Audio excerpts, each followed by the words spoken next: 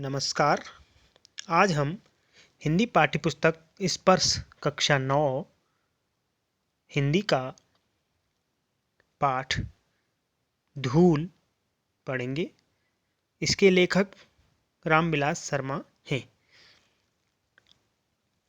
प्रस्तुत पाठ धूल की महिमा एवं महात्म्य, उपलब्धता एवं उपयोगिता का बखान करता है। यह धूल के भौतिक रासायनिक महत्व के साथ साथ सांस्कृतिक महत्व को भी प्रतिपादित करता है। लेखक को दुख है कि नगरीय सभ्यता न तो धूल के इस महत्व को समझती है और न ही इसके सौंदर्य को पहचान पाती है। अब हम लेखक परिचय की ओर चलते हैं। रामविलास शर्मा का जन्म 1912 में उत्तर प्रदेश के उन्नाव जिले में हुआ था। इनकी प्रारंभिक शिक्षा गांव से ही हुई और इन्होंने अपनी उच्च शिक्षा भी प्राप्त की। उन्होंने अपने आरंभिक दिनों में कविताएं, फिर उपन्यास, नाटक आदि लिखे। उन्हें बहुत से पुरस्कारों से भी सम्मानित किया गया, जिसमें साहित्य अकादमी, व्यास सम्मान, सलाका सम्मान आदि प्रमुख हैं। उनकी प्रमुख कृतियां इस प्रकार हैं: भारतेंदु और उनका युग, महावीर प्रसाद द्विवेदी और हिंदी नवजागरण, प्रेमचंद और उनका युग, निराला की साहित्य साधना जिसके 3 खंड हैं आदि प्रमुख हैं। रामविलास शर्मा जी का पूरा जीवन हिंदी की सेवा के लिए समर्पित था। वर्ष 2000 में रामविलास शर्मा जी का देहावसान हो गया। तो आइए चलते हैं पाठ की ओर, जिसका शीर्षक है धूल। तो पाठ का जो सार है इसे हम बिंदुओं के आधार पर पढ़ेंगे, समझेंगे। तो पहला है मिट्टी और धूल से तात्पर्य। पाठ में मिट्टी के गुणकारी धर्म को प्रस्तुत किया गया है। अखाड़ा प्रेमी लेखक को अखाड़े की मिट्टी देवताओं पर चढ़ने वाली पवित्र मिट्टी प्रतीत होती है। यह धूल साधारण धूल नहीं है, बल्कि तेज और मट्ठे से सिंचाई हुई मिट्टी है। शरीर इसी धूल या मिट्टी से बनता है। पाठ इस तथ्य को रेखांकित करता है कि शरीर के निर्माण में मिट्टी की भूमिका है और जीवन के लिए जितने अनिवार्य सार तत्व हैं वे सब मिट्टी से ही मिलते हैं। मिट्टी की आभा का नाम धूल है और मिट्टी के रंग रूप की पहचान उसकी धूल से ही होती है। आभा जो शब्द आया है इसका मतलब यहाँ सुंदरता है। प्रकृति का बड़ा भाग मिट्टी से ही निर्मित है। यही प्रकृति अपने सौंदर्य से हमें रिझाती है। मिट्टी और धूल में वही संबंध है जो शब्द व रस, देह व प्राण, चांद व चांदनी में होता है। लेखक धूल से निर्मित गोधूली शब्द के साहित्यिक एवं सांस्कृतिक महत्व को इस पाठ में प्रतिपादित करता है। सूर्यास्त के पश्चात घर वापस आते पशुओं अथवा मेले से वापस आती बैलगाड़ियों के पीछे छूट गई धूल का सौंदर्य गोधूली शब्द में निहित सौंदर्य से ही निखरता है। अगला हमारा जो महत्वपूर्ण बिंदु है वह है गोधूली तथा धूल के अन्य पक्ष। लेखक के अनुसार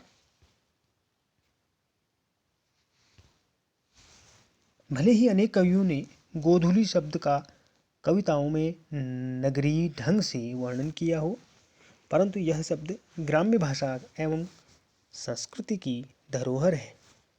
लेखक के अनुसार गोधूली का वास्तविक अर्थ गायों तथा गोपालों के पैरों की धूल। लेखक ने धूल का एक और पक्ष इस पाठ में प्रस्तुत किया है। यह पक्ष देश के प्रति सम्मान एवं रक्षा का भाव। धूल श्रद्धा, भक्ति एवं स्नेह की आलंबन है। मानव के अनेक भाव धूल के क्रियात्मक प्रयोग पर अवलंबित हैं। श्रद्धा, भक्ति, स्नेह आदि की चरम व्यंजना के लिए धूल से बढ़कर और कौन साधन है। यहाँ तक कि घृणा, ईर्ष्या आदि भाव के लिए भी धूल चाटने, धूल झाड़ने आदि क्रियाएं प्रचलित हैं।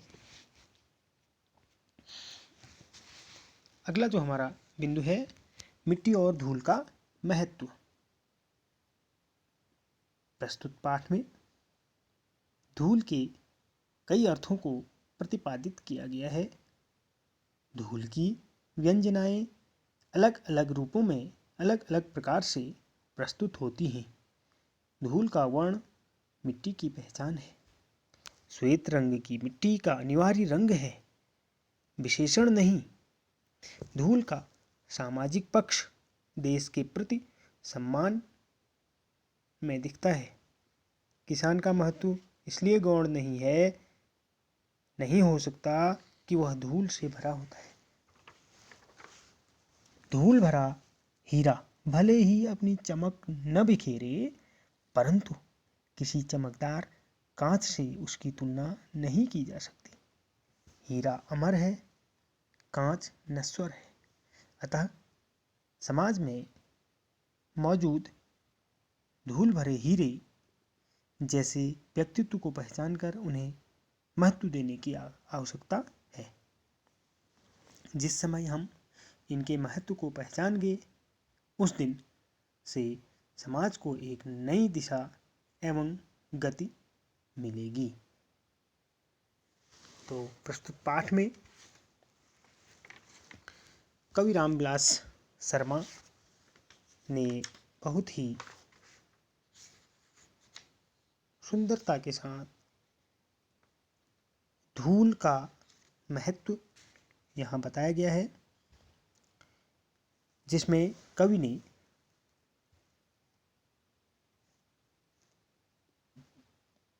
धूल के सांस्कृतिक महत्व को बताया है, धूल की विशेषताओं का वर्णन किया है। प्रस्तुत पाठ में लेखक को सौंदर्य प्रसाधन सामग्री धूल के सामने व्यर्थ लगती है, क्योंकि इन प्रसाधन सामग्रियों के प्रयोग से बच्चों के सौंदर्य में उतनी वृद्धि नहीं होती जितनी धूल के स्पर्श मात्र से होती है। एक छोटा बच्चा, कल्पना कीजिए, जब वो छोटा खेलता है तो वह कैसे धूल में सना हुआ होता है। धूल में जो सना हुआ शिशु है, वह जो है बहुत ही सुंदर दिखाई देता है, और जो धूल है इसके सौंदर्य को और भी अधिक बढ़ा देती है। तो इस पाठ में एक शब्द आया है गोधूली।